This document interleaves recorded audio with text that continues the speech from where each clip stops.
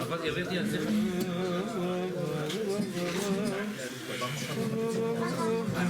חיים לקרוא.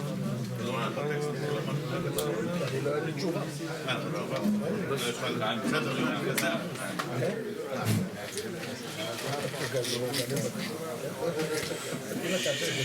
לחיים, לחיים.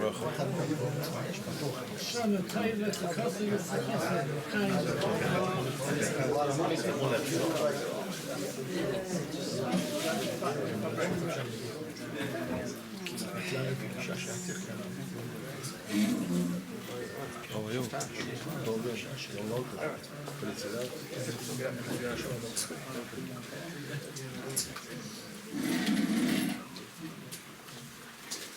The Frierdiker Rebbe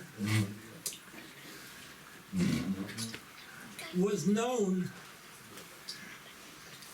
that he wrote down stories that he heard from his Holy Father, from his Holy Zayder, from his Baba,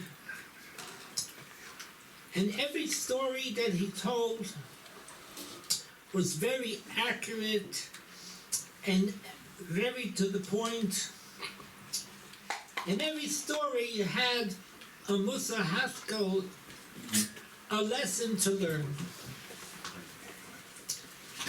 But this story that we're going to now share, the short story, but the Frierdiker Rebbe said about this story that of all stories that he heard, this had the greatest impact on him. What was the story?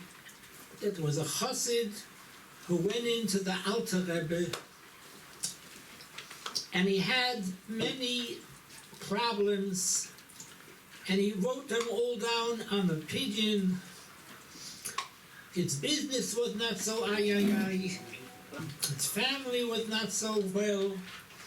He had many problems, and he wrote down a list of all the problems, expecting that the Alter Rebbe will give him a bracha for all the things that he wrote. After the Alter Rebbe read his pigeon, the Alter Rebbe lifts up his holy eyes and says to the chassid, on this list I only see what you need, but what Hashem needs you for is not on the list. And the chassid conked out. What's the pshat from this story? We're always busy with ourselves and our problems and our needs, and sometimes we forget that we are here for the boss. There's a book in English, All for the Boss. Maybe you heard of this book. Hasidus teaches us what the Gemara says, Ani nivreisi l'shamish es koini. I was created to serve my master. And there is another girsa in the Gemara, Ani loy nivreisi ella l'shamish es koini. The only reason I'm here on this world is to serve Hashem. So when this chassid was so wrapped around with his problems, the Alter Rebbe reminded him that the biggest problem you didn't even write. You are here for Hashem. And when you come into this holy room, you're supposed to find out what is your purpose in life. What is your mission? And that's only a Rebbe could surely tell you what your particular Yeridas HaNeshama Lamata was for. So we too need to always remember that we are not here for ourselves, to be fulfilled, to have our needs. Of course, Hashem should bless us, that we should have all our needs taken care of. But the most important point, the focus of a Yid, is always to ask himself, how am I serving Hashem? Is Hashem happy with me? So when we're talking about Yutas Kislev, that the greatest thing that happened on Yutas Kislev is that Hashem's wish, Hashem's desire, of why He created us and why He created the world, was not for us, but for Him. He wanted a dwelling place down on this world. And more specifically, He wants to dwell in the mind of a Jew. That is the penimius kavana of Dira B'Tachtonim. Dira B'Tachtonim would mean in the physical world. The penimius hakavana is in the mind of a Jew. Until Yutas Kislev, Hasidus was not really comprehended logically. The Baal Shem Tov revealed Hasidus, but Hasidus was written very brief, fiery words, but not necessarily to understand with the human mind. The Alter Rebbe, this is a revolution and a revelation. The Alter Rebbe did the impossible. Things that are not logical, he brought down in logic. The biggest miracle is to take the deepest secrets of the Torah and to bring it down that a Yid with his human mind could comprehend it. After all, we have a mitzvah in the Torah, v'yodaita hayoim v'asherveisa el rovecha. Hashem wants that we should understand Him. But how can we understand Him? Till the Alter Rebbe, it was really not so simple to understand the greatness of Hashem.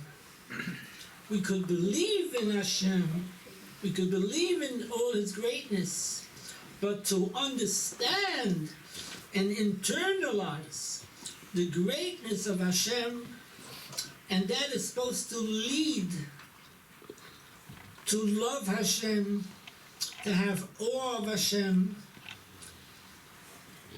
We all know that the Alter Rebbe, when he wrote the Tanya, he said in the Hakdama, in the introduction, that the whole Tanya is based to understand a pasuk in the Torah. The Torah says that Torah or mitzvahs is karev eilecha hadavar me'od. It is very possible, it's very accessible to keep the whole Torah and mitzvahs. The Alter Rebbe has a problem. Most of the mitzvahs are mitzvahs to do. To put on tefillin, to put on a talis. That we could understand why it's karev hadavar me'od. But the pasuk also says bilvavcha. Bilvavcha. The mitzvah to love Hashem, to have yira of Hashem, that is seemingly not so karev me'od. It's not so easy. In matter of fact, the Holy Chovos Halvavis writes a sefer that was way before Hasidus, that a person cannot love Gashmius and love Hashem at the same time. Why not? Why not? Why can't you love Hashem and you love ice cream and you love pizza? Why is this a contradiction? The reason is that the word Hashem is not just Hashem exists, but Hashem really is the only existence. When it says in the Torah, Ein oid luvadoi, there's nothing besides Hashem, then if you really internalize that Hashem means Ein oid luvadoi, there's no existence outside of Hashem, there's nothing existing, only Hashem, then if you love Gashmius, then to you the Gashmius is a Metzius. And a good Metzius and the Geschmack of Metzius. So that is contradiction to, if you love Hashem because He's the only existence, then how could you love a Gashmi? And the Choyves Halvavis says, just like fire and water don't come together, the same way you cannot love Gashmius and love Hashem at the same time. So the Alter Rebbe wrote a Tanya, such a holy sefer. What's bothering the Alter Rebbe? How is loving Hashem karev miyot? Doesn't only say that it's karev, close, miyot. The Torah begins saying, Loi b'shamayim hi. The Torah is not in the heaven, the loy me'eva leyam, and it's not over the sea.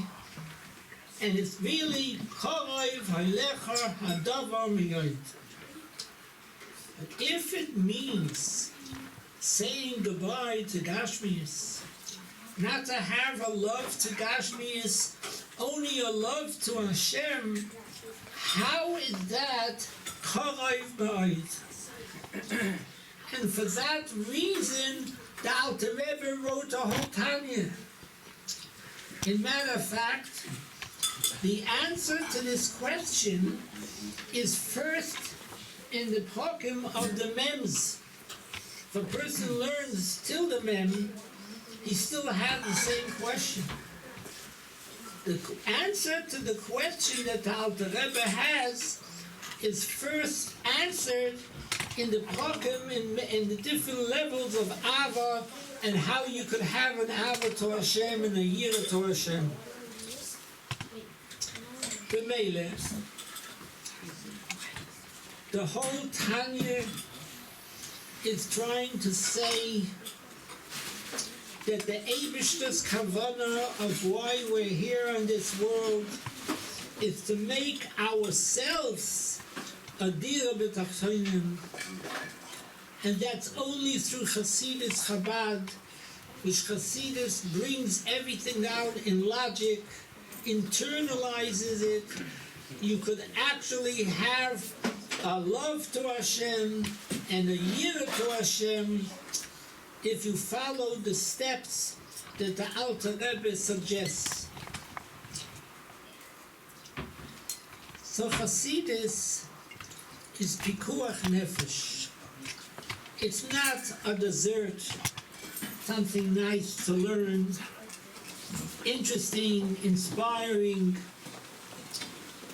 Without Hasidus, it's impossible to really have an ava and a yira to Hashem.